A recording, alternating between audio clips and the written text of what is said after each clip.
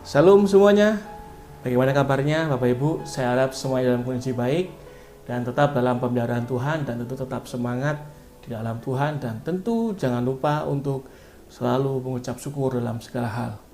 Hari ini kita tiba dalam renungan minggu kelima di bulan April 2020, masih dalam satu rangkaian seri renungan tengah minggu, yaitu bersyukur bagian kedua.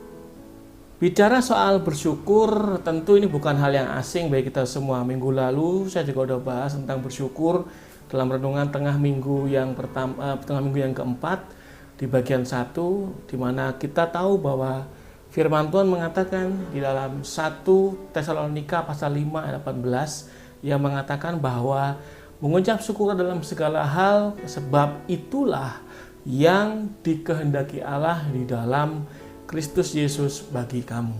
Jadi jelas bahwa yang namanya bersyukur ini suatu hal yang sudah merupakan kehendak Tuhan dan tidak perlu kita lakukan lagi, bahwa ini memang suatu perintah Tuhan.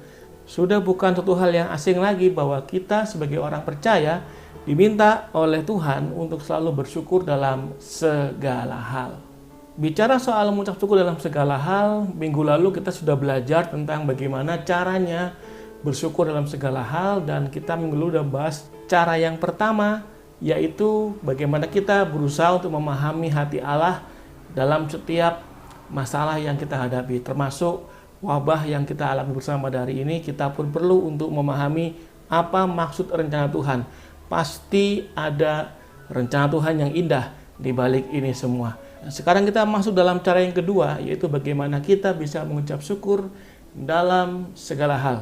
Cara yang kedua adalah bandingkan sesuatu hal yang buruk bisa terjadi dalam hidup kita saat ini, namun tidak terjadi. Nah, ini sesuatu hal yang menarik Bapak Ibu ya. Cara ini seringkali nyaris tidak dilakukan oleh kebanyakan orang Kristen, kebanyakan orang percaya, untuk bisa bersyukur di situasi seperti ini. Tak jarang pula banyak orang Kristen yang sulit mengucap syukur dalam kondisi seperti ini karena mereka tidak memikirkan bahwa, coba pikirkan sesuatu hal yang mungkin saja hal buruk bisa kita alami di saat-saat seperti ini, tetapi kita nggak mengalaminya. Di sini kita bisa mengerti betapa luar biasanya Tuhan dalam hidup kita dan bagaimana Tuhan menepati janjinya. Oleh sebab itulah, ketika kita membandingkan situasi yang mungkin bisa terjadi tetapi tidak terjadi, maka kita bisa mengucap syukur. Dan biasanya istilahnya disebut dengan untung. Nah, untung gitu ya. Nah, biasanya kita suka mengucapkan kata-kata ini, bukan untung.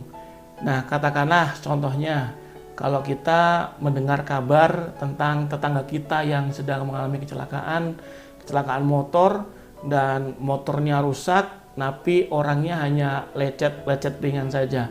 Pasti kebanyakan orang akan berkomentar, untung ya hanya lecet ringan saja sekalipun motornya harus rusak parah. Padahal kalau kita lihat, dia bisa aja ketabrak sama mobil yang di belakangnya. Tetapi itu nggak kejadian.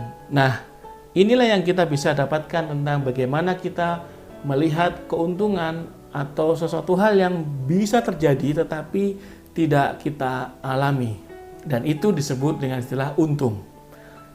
Seorang tukang bangunan biasanya kalau lagi maku-maku gitu ya, dia suka membawa paku cadangannya di mulut. Nah, ternyata ada temennya yang iseng ngagetin dia, "Hei!" gitu. Wah, langsung ketelen itu pakunya. Dan kemudian dia sontak respon mengatakan, "Wah, untung ya yang ketelen itu adalah paku. Coba bukan yang namanya palu yang ketelen." Nah, di sini kita bisa melihat bagaimana situasi dia bisa bersyukur ketika dia membandingkan kemungkinan buruk yang bisa terjadi tapi tidak dia alami. Bagaimana dengan contoh dalam kehidupan kita saat ini?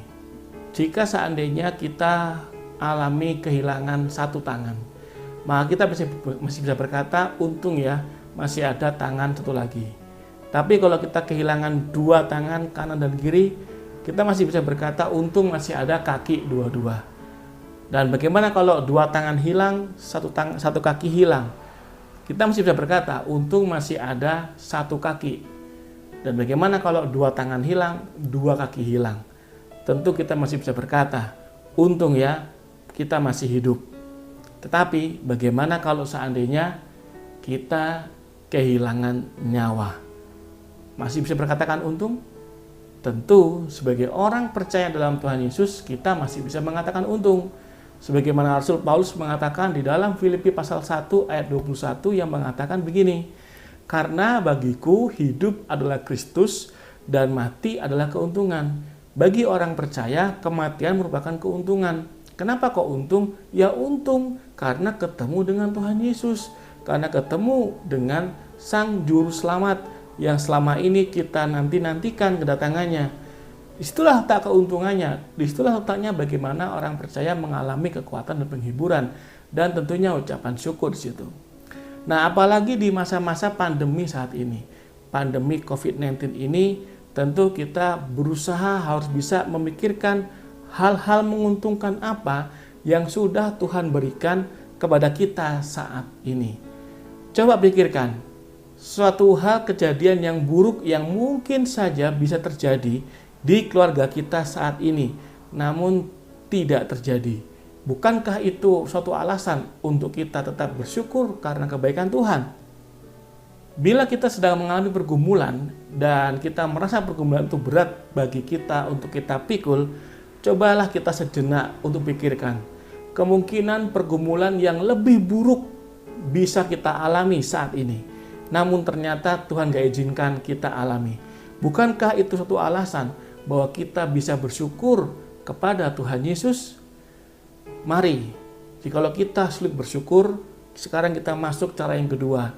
Coba bandingkan situasi terburuk yang mungkin bisa terjadi dalam hidup kita, tetapi kita tidak mengalaminya. Itulah alasan kita untuk bisa bersyukur dalam segala hal. Saya akhiri renungan singkat kita hari ini dengan satu ilustrasi tentang seorang petani yang punya seekor kuda yang sangat cantik. Seekor kuda betina yang sangat cantik. Banyak orang kagum melihatnya. Dan orang-orang mengatakan, wah, Pak Tani beruntung ya punya kuda yang begitu cantik, yang begitu bagus.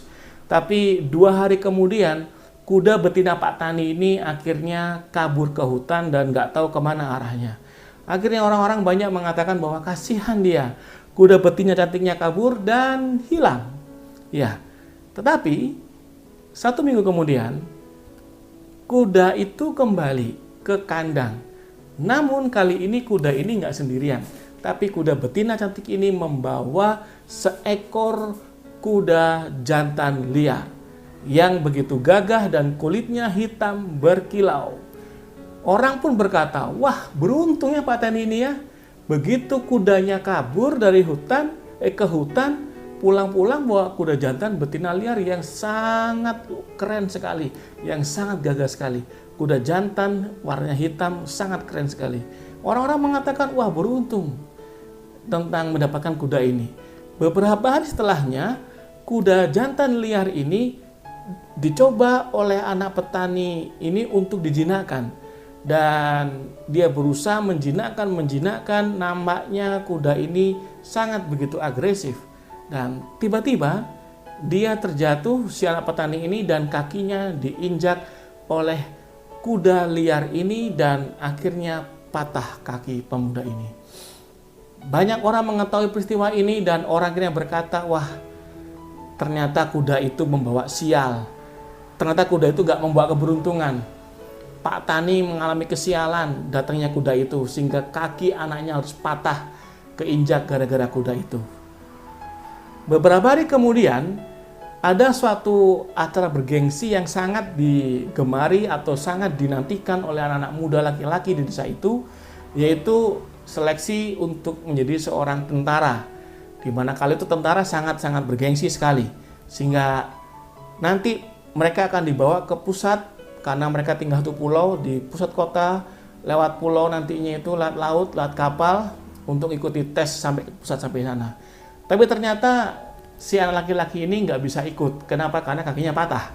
Sehingga orang mengatakan, wah kamu sudah kena injek kaki kuda, kakimu patah, kamu nggak bisa ngapa-ngapain, ditambah lagi ada seleksi yang bergengsi, kamu nggak bisa ikutan, lengkap sudah kerugianmu, lengkap sudah penderitaanmu. Nah, ini yang dialami oleh anak pemuda ini. Berawal dari kuda liar ini, orang mengatakan untung, kemudian rugi, dan kemudian akhirnya rugi. Setelah selesai seleksi di desa itu, kemudian para pemuda tadi itu akhirnya dibawa ke pusat kota dengan menggunakan kapal laut karena harus menyeberang di tempat pusat kota tempat latihan mereka, dan tiba-tiba terdengar kabar bahwa kapal tersebut karam, tenggelam di tengah laut dan tidak ada satupun orang yang selamat di dalam kapal itu. Nah, kalau begini, apakah anak petani ini untung atau rugi? Saudaraku semua yang dikasihi Tuhan Yesus Kristus, memang kita sulit untuk bisa mengetahui apa yang menjadi rencana Tuhan dalam hidup kita. Bahkan apa yang menjadi pekerjaan Tuhan di saat-saat seperti ini. Tapi paling tidak, dengan cara yang kedua ini, membandingkan situasi yang buruk mungkin saja bisa terjadi dalam hidup kita saat ini, tetapi kita tidak mengalaminya, maka itu adalah suatu alasan untuk kita bisa mengambil sikap, mengucap syukur dalam segala hal. Apapun keadaanmu saat ini, apapun kondisimu saat ini, ingat, tidak ada alasan untuk mengucap syukur dalam segala hal. Jika kita saat ini sedang mengalami situasi yang buruk, sedang mengalami situasi yang tidak baik, jangan lupa, mari lakukan cara kedua ini. Tetap mengucap syukur dalam segala hal, bandingkan situasi yang terburuk mungkin terjadi, tapi tidak kita alami, maka itu adalah bentuk dari kebaikan Tuhan dan pemeliharaan Tuhan dalam hidup kita. Selamat bersyukur senantiasa dan dalam segala hal. Kiranya Tuhan Yesus penguasa hidup kita memberkati kita semua dan wabah ini segera berlalu. Shalom, Tuhan berkati kita.